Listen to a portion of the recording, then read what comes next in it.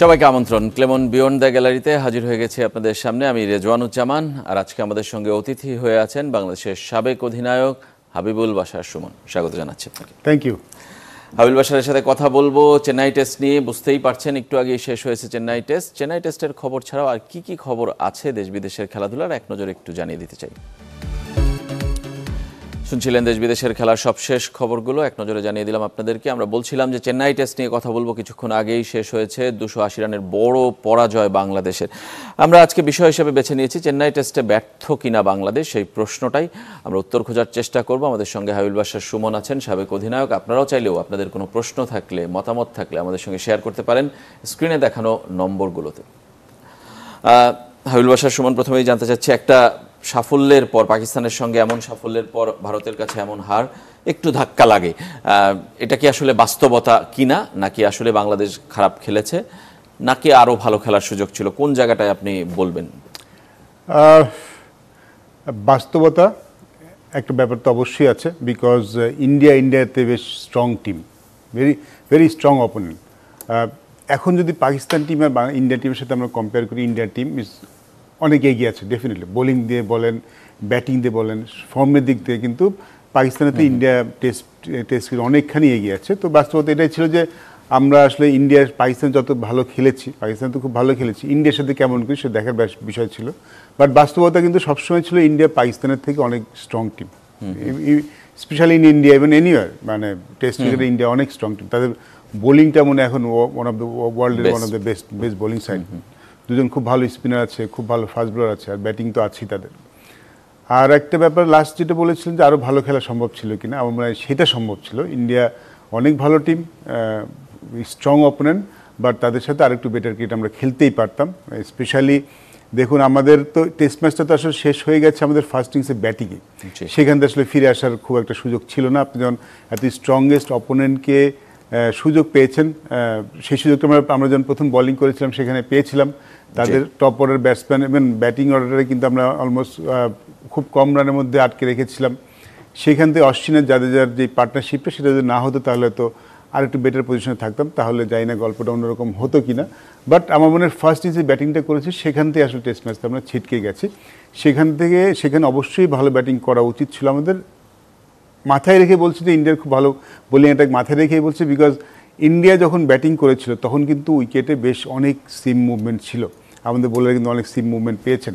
কিন্তু বাংলাদেশ যখন ব্যাটিং করেছে তখন কিন্তু ব্যাটিং ফেভারেবল হয়ে গেছে। রশিদ জাদেজা যখন ব্যাটিং করছেন তখনই বোঝা যাচ্ছিল যে উইকেটের সিরিয়াল ডাউন হয়ে গেছে।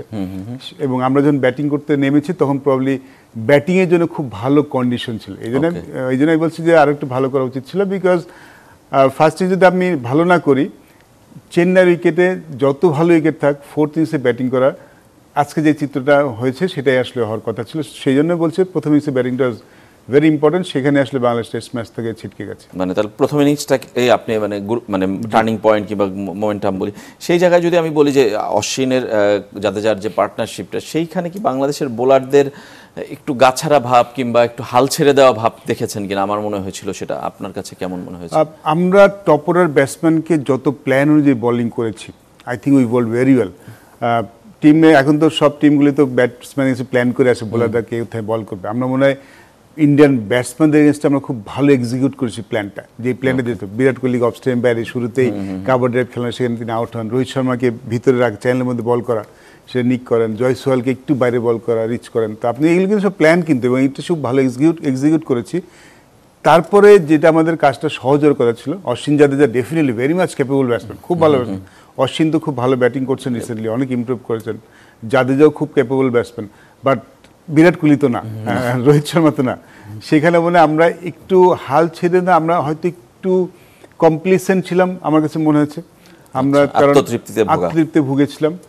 কারণটা হচ্ছে আমরা যখন জাদেজা অশ্বিন ব্যাটিং করেছে, শুধু আমরা ওদেরকে আটকেও রাখতে পারিনি, আমরা অনেক রানও দিয়েছি।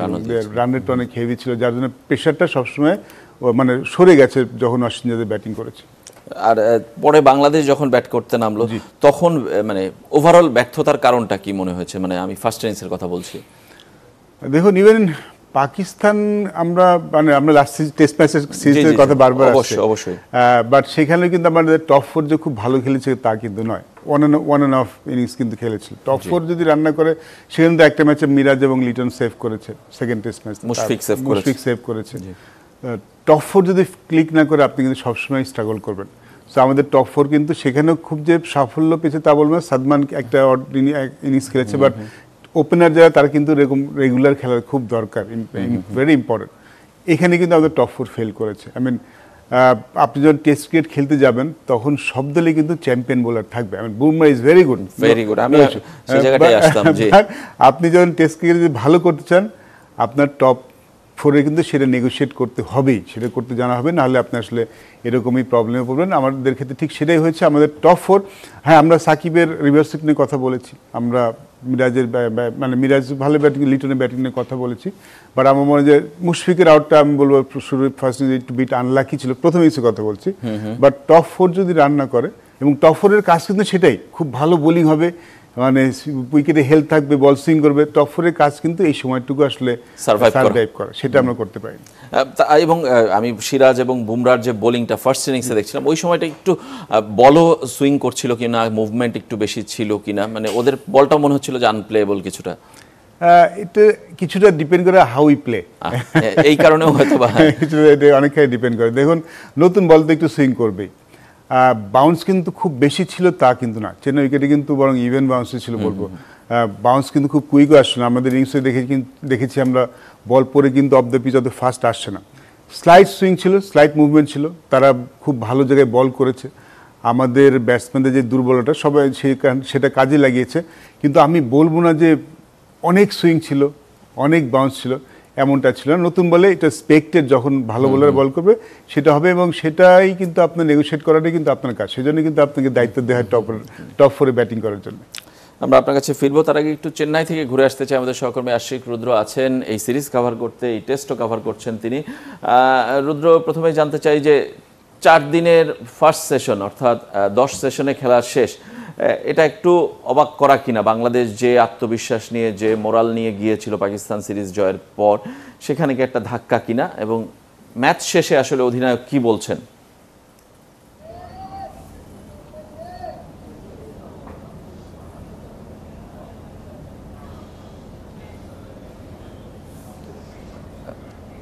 রুদ্র, শুনতে পাচ্ছেন আমাকে? ঠিক প্রশ্ন করেছেন, আমি ঠিক আমি আবার বলছি যে এই ম্যাচটা যে আপনি হারের কারণ হয়তো বা জানতে চেয়েছেন, এই প্রশ্নটা কিন্তু আমরা নাজমুল হোসেন শান্ত অধিনায়ককে জিজ্ঞেস করেছিলাম প্রেস কনফারেন্সে। তিনি যেটা বলেছিলেন, আসলে অনেকগুলো কারণ আছে, যেমন টপ অর্ডারদের ব্যর্থতা একটা বিষয়, সেটা হচ্ছে প্রথম ইনিংসে বাংলাদেশ যে রানটা করেছে এটা অনেক কম রান করে ফেলেছে। পাশাপাশি ভারতকে একটা সময় কিন্তু খুব অল্প রানেই রেস্ট্রিক্টেড করে দেওয়ার একটা সুযোগ ছিল, যেটা বাংলাদেশ পরবর্তীতে পারেনি। অনেক বেশি রান দিয়ে দিচ্ছে রবিচন্দ্রন অশ্বিন এবং রবীন্দ্র জাদেজা, এই দুই ব্যাটার একটা বড় পার্টনারশিপ, অশ্বিনের সেঞ্চুরি। আসলে এই সবকে প্রথম ইনিংসটা খুব ইম্পর্টেন্ট একটা টেস্ট ম্যাচের জন্য। সেই প্রথম ইনিংসে পিছিয়ে থাকলে সেখান থেকে কামব্যাক করে তারপর আবার ওই ম্যাচটা জেতাটা খুব কঠিন হয়ে যায়। সেটাই আসলে নাজমুল হোসেন ও শান্ত তিনিও একই ব্যাখ্যা দিচ্ছিলেন। পাশাপাশি শান্তকে একটা প্রশ্ন আমি করেছিলাম যে আমরা দেখেছি পুরো টেস্ট ম্যাচেই সাকিব আল হাসান খুব স্ট্রাগল করছিলেন, সেটা বল হাতে হোক। প্রথম ইনিংসে মাত্র 8 ওভার বোলিং করেছেন, 6-এর উপরে রান দিয়েছেন। দ্বিতীয় ইনিংসে যে তার বোলিং খুব একটা খুরদার ছিল এমন কিছু নয়, ব্যাটিংও স্ট্রাগল করেছেন তিনি, একটা স্ট্র্যাপ মুখে দিয়ে আটকে সে ব্যাটিং করছেন তার হেড পজিশন ঠিক রাখার জন্য। ফিল্ডিংয়েও তিনি যে স্ট্রাগল করছেন, একটা ক্যাচ মিস করেছেন। সব কিছু মিলে আসলে বলতে হয় যে দলের একজন ইম্পর্টেন্ট খেলোয়াড় তিনি যখন একটা 3 ডিপার্টমেন্টেই যখন ফেল করবেন, সে তখন দলের অবস্থাটা একটু নড়বড়ে হবে, এটাই স্বাভাবিক। এবং সাকিব আল হাসানের এই একটা বা দুটা ডিপার্টমেন্টে স্ট্রাগল করে, এটা কিন্তু এই সিরিজেই নতুন নয়, এর আগেও আমরা দেখেছি, পাকিস্তানের বিপক্ষেও দেখেছি। এখন প্রশ্ন হচ্ছে যে এরকম একজন ক্রিকেটার হোক, তিনি অনেক বড় একজন ক্রিকেটার, আমরা জানি যে বাংলাদেশে এই কালচারটা আছে, যখন একজন বড় ক্রিকেটার তাকে বাদ দেয়া বা তাকে তাকে ছাড়া চিন্তা করাটা বিসিবির কিংবা দলের একটু জন্য কঠিন হয়ে যায়। তারপর শান্তকে প্রশ্নটা করেছিলাম যে এমন একজন ক্রিকেটার যে 3টা ডিপার্টমেন্টে স্ট্রাগল করছে, তাকে অ্যাজ আ ক্যাপ্টেন দলে কন্টিনিউ করাটা কতটুকু ডিফিকাল্ট, কতটুকু চ্যালেঞ্জিং হয় আপনার জন্য। তিনি প্রথমে বলেছেন যে এরকম সাহসী একটা প্রশ্ন, তবে তিনি আসলে পারফরমেন্সের চাইতেও একজন ক্রিকেটার কতটুকু আসলে নিবেদন তার আছে ক্রিকেটের প্রতি, কতটুকু তিনি প্রস্তুতি নিচ্ছেন, কতটুকু এফোর্ট দিচ্ছেন, এগুলো তার কাছে ইম্পর্টেন্ট। এই ব্যাপারটাই তিনি আসলে বলেছেন, এইভাবে আসলে তিনি ব্যাক করেছেন সাকিব আল হাসানকে। সাকিবের সম্পর্কে আমরা আলো কথা বলবো, হাবিবুল বাশারের কাছে তার মন্তব্য নিব, কিন্তু আরেকটা জিনিস জানতে চাই যে এই টেস্ট থেকে বাংলাদেশ পরের টেস্টে যাওয়ার সময় কি নিয়ে যেতে চায় কিংবা কিভাবে আসলে পারফরমেন্সের উন্নতি করতে চায়, সে বিষয়ে কিছু বলেছেন কিনা অধিনায়ক? চেন্নাই থেকে কানপুরের আসলে কন্ডিশনটা একটু ডিফারেন্ট হবে, অবশ্যই আমরা সেটা ধারণাও করছি। হয়তোবা সে কানপুরে আরেকটু ব্যাটিং ফ্রেন্ডলি হওয়ার সম্ভাবনা আছে এবং সেখানে স্পিনারও সাহায্য পাবে। তবে যেটা কি বলা হচ্ছে যে ছোট ছোট কিছু বিষয় আছে, যেমন আমরা এই টেস্টে একেবারে শুরুর দিকে দেখেছি যে বাংলাদেশি পেসাররা বিশেষ করে হাসান মাহমুদ, তাসকিন আহমেদ যেভাবে বল করেছে, যেভাবে ভারতীয় ব্যাটারদেরকে টাফ টাইম দিয়েছে, এটা একটা পজিটিভ দিক। পাশাপাশি বলতে হয় যে নাজমুল হোসেন শান্ত আমরা জানি যে অনেক দিন ধরেই তিনি আউট অফ ফর্মে ছিলেন। এই ইনিংসটাতে অন্তত তাকে তিনি একটা 80+ একটা ইনিংস খেলেছেন, কিছু একটা কনফিডেন্স তার মধ্যে এসেছে, এটাও একটা ইম্পর্টেন্ট। আমরা দেখেছি যে লাস্ট কয়েকটা টেস্টে ওপেনাররা বারবার ব্যর্থ হচ্ছিলেন, আমরা এখানে দেখেছি একটা 50+ একটা জুটি ওপেনাররা করতে পেরেছে। এই ছোট ছোট ব্যাপারগুলো পজিটিভ। এছাড়া যে ব্যাপারগুলো আছে যে ইন্ডিভিজুয়াল পারফরমেন্স হয়তোবা আরও অনেকের কাছ থেকে অনেক প্রত্যাশা ছিল।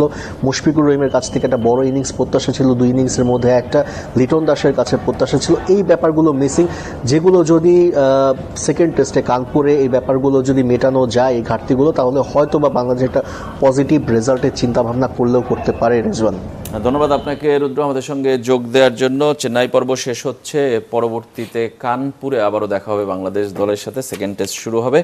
আমরা হাবিবুল বাশারের কাছে একটা প্রশ্ন রেখে বিরতিতে যেতে চাই যে সাকিব আল হাসানের যে ফর্ম, 11 থেকে বাদ দেয়া এবং পরবর্তী সিরিজে স্কোয়াড থেকে বাদ দেওয়ার সাহস কি বাংলাদেশ টিম ম্যানেজমেন্ট নির্বাচকরা দেখাবে কিনা? আপনি নির্বাচক ছিলেন, এই কারণে এই প্রশ্নটা আপনার কাছে রেখে আমরা বিরতিতে যাচ্ছি, ফিরে এসে আলোচনা করব। সঙ্গেই থাকবেন ক্লেমন বিয়ন্ড দ্য গ্যালারিতে। ফিরে এলাম ক্লেমন বিয়ন্ড দ্য গ্যালারিতে। আমরা কথা বলছি চেন্নাই টেস্টে ব্যর্থ বাংলাদেশ কতটা, সেই বিষয় নিয়ে। আমাদের সঙ্গে আছেন হাবিবুল বাশার সুমন, সাবেক অধিনায়ক বাংলাদেশের। আর আমরা বিরতির আগে হাবিবুল বাশারকে প্রশ্ন রেখেছিলাম যে সাকিব আল হাসানের যে ফর্ম কিংবা শারীরিক অবস্থা, তাতে তাকে একাদশ থেকে এবং পরবর্তী সিরিজ দল থেকে বাদ দেওয়ার সাহস বাংলাদেশের টিম ম্যানেজমেন্ট নির্বাচকরা এই মুহূর্তে দেখাবে কিনা। প্রথমে সাকিবের ফর্মটা এবং ফিটনেসটা নিয়ে আপনার কাছে জানতে চাই, তারপরে আপনার মতামতটা জানবো। আমার সাকিব এই মুহূর্তে একটু ট্রাভেলিংটা একটু রেস্ট্রিক্ট করা উচিত, কারণ সাকিব কিন্তু আগের 5 বছর আগে সাকিব নন। সাকিব এখন যেভাবে ট্রাভেল করে করে খেলে ইজ ডিফিকাল্ট।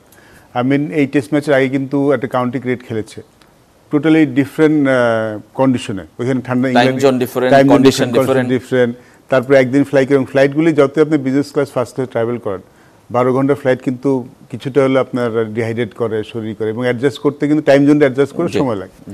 সো এটা বয়সের সাথে একটা বয়স, ইয়থের সময় যতখানি শরীর সময় নেবে, বয়সের সাথে সেই সময়টা একটু বেশি নেবে। এটা খুব স্বাভাবিক ব্যাপার, মানে সায়েন্স, এটা ন্যাচারাল জিনিস। তো ওই টেস্ট ম্যাচে একদিন আগে এসে একদম পুরো ডিফারেন্ট কন্ডিশনে অ্যাডজাস্ট করা ইজ নট ইজি, শরীর সবসময় পারমিট করে না। আমার মনে হয় he need to be careful, যদি টেস্ট ম্যাচ খেলতে চাই এই জিনিসগুলো একটু কেয়ারফুল করে। দেন টেস্ট ম্যাচটা is more difficult. Test match সারাদিন বোলিং করতে হয়, ওয়ান ডেতে হয়তো আপনি 10 ওভার করে বের হয়ে গেলেন, অতটা হয় না। টেস্ট ম্যাচটা ডিফিকাল্ট। তার মানে এটা ফার্স্ট থিং একটু চিন্তা ভাবনা করা উচিত। আরেকটা হচ্ছে আপনি সাকিবকে খেলানোর সাহস দেখাবে কিনা একটা প্রশ্ন করেছেন, বাদ দেওয়ার সাহস করুন কিনা। দেখুন, সাকিব যারা সিনিয়র প্লেয়ার, তাদের ক্ষেত্রে কিন্তু আপনার একটা লাইন ড্র করতে হলে একটু চিন্তা ভাবনা করতে হবে, কারণ আপনি ফিরে কিন্তু যেতে পারবেন না।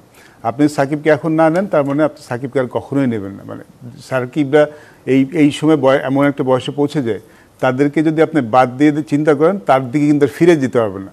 নতুন কাউকে দিলে, কারণ নতুন কাউকে নিলে তাকে নিয়েই কিন্তু আপনাকে অ্যাটলিস্ট 1 সিজন 2 সিজন ট্রাই করতে হবে, বিকজ তার জায়গায় অন্য কাউকে নিয়ে আসলে সেই যে সফল হবে তেমন কোনো কথা নেই। তার জায়গায় তো 2-3 জন করে ট্রাই করার লাগতে পারে, because over the years Shakib কিন্তু একটা খুব ভালো পারফর্ম করে গেছে। তো যদি সাকিবকে নিয়ে আলাদা করে চিন্তা করতে হয় আমাদের, বাদ দেওয়ার চিন্তা করতে হয়, তাহলে কিন্তু একবারেই বাদ দেওয়ার চিন্তা করতে হবে। মানে আবার ফিরে নিয়ে আসাটা আসলে সেটা ঠিক সমুচিত হয় না, সেটা টিমের সাথে যায় না। পাকিস্তানের সাথে ফার্স্ট টেস্ট ম্যাচে কিন্তু সাকিব ভালো বোলিং করেছে, সেখানে যে ম্যাচটা জিতিয়েছিল সেখানে কিন্তু সাকিবের বোলিং একটা বড় ভূমিকা রেখেছিল।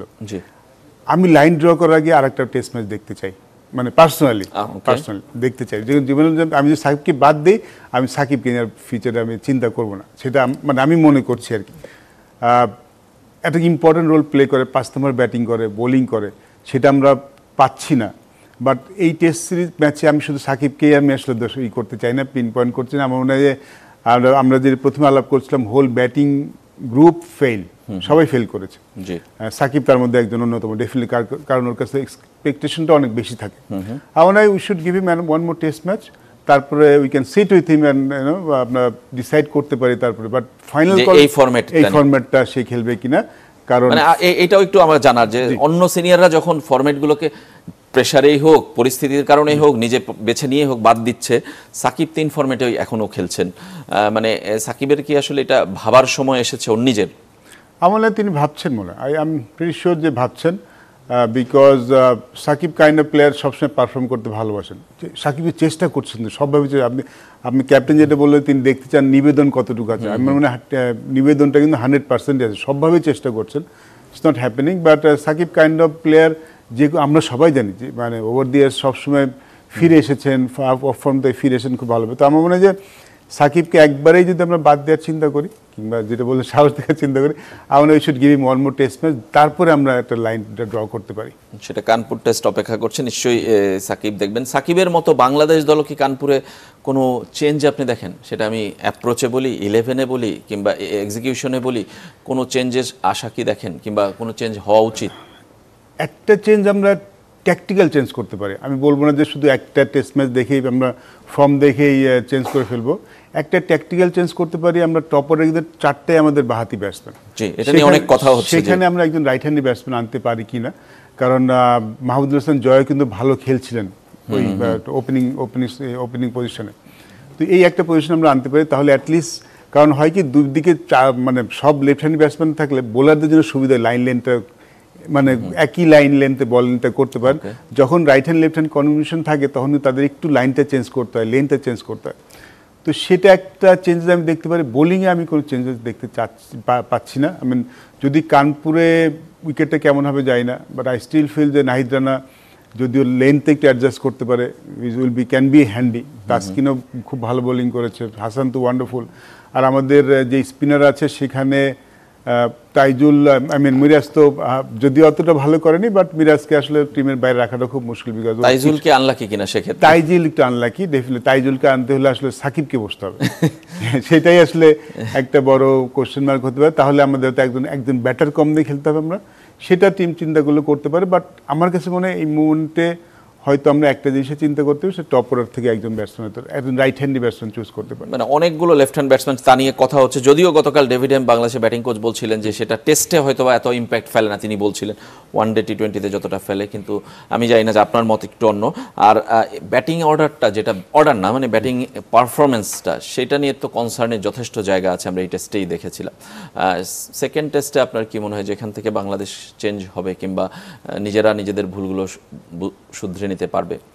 টপ 4 টপ 5 তো আমি আসলে চেঞ্জ করে দেখছি না, চেঞ্জের কথা না, আমি পারফরম্যান্সের চেঞ্জ তো করতেই হবে। আমরা যদি কানপুর টেস্ট ভালো করতে চাই, even before the test series start আমরা সবাই জানতাম যে এই টেস্ট সিরিজে আমাদের বোলাররা ভালো করবে, বিকজ বোলাররা খুব কনসিস্টেন্ট। এখন আমাদের বোলাররা কিন্তু আপনি এখন বলতেই পারেন যে পেস বোলিং ডিপার্টমেন্টে আমরা যে কাউকে আমরা একসাথে পাশে হাঁটতে পারি যে কোনো টিমের সাথে, পেস বোলিং ডিপার্টমেন্ট নিয়ে। আমাদের কনসার্ন কিন্তু একটাই ছিল টপ অর্ডার, মানে সবচেয়ে বড় কনসার্ন ছিল যে আমাদের টপ অর্ডারের ব্যাটিংটা, সেটা কিন্তু বেশ কিছুদিন আমাদের কনসার্ন। সেটা যদি ভালো হয় তাহলে আমরা এই টেস্ট সিরিজে ভালো করবো। টেস্ট সিরিজে আগে আমরা চিন্তা করেছিলাম, আমরা মনে কথা বলেছিলাম। কানপুর টেস্টের সম্বন্ধে সেটা অনেকখানি ডিপেন্ড করবে, বিকজ 6-5, 6-7 সবসময় আপনি রান করে দেবে না। আপনার টপ 4-এর কিন্তু মূল কাজটা কিন্তু টপ 4-এর রান করা। কানপুর টেস্ট যদি ভালো করতে পারি, আমি প্রিটি শিওর আমাদের বোলাররা সেখানে ভালো করবেন। এবং যেই সুযোগটা আমরা দিয়েছি রাশিন এবং জাদেজাকে, সেটা আমরা দেবো না। আরও ওদের এগেনস্টে আমাদের আরও একটু ভালো প্ল্যান করে আমরা বোলিং করবো। কিন্তু আমাদের টপ 4-এর কিন্তু রান করতে হবে যদি ভালো করতে চাই। ধন্যবাদ আপনাকে হাবিবুল বাশার সুমন। আমাদের সময় শেষ একদমই। চেন্নাই টেস্ট শেষ হয়ে গেছে, বাংলাদেশ হেরেছে, ব্যর্থ হয়েছে অনেক ক্ষেত্রেই বলতেই পারি, কিন্তু কানপুর টেস্ট অপেক্ষা করছে। এই সিরিজ থেকে বাংলাদেশ যদি কিছু প্রাপ্তি নিয়ে আসতে চায়, কানপুরে ভালো কিছু করে দেখাতে হবে, সেটা সাকিবের জন্য, পুরো দলের জন্য। সবাই ভালো থাকবেন। আজকের মতো এখানেই শেষ করছি।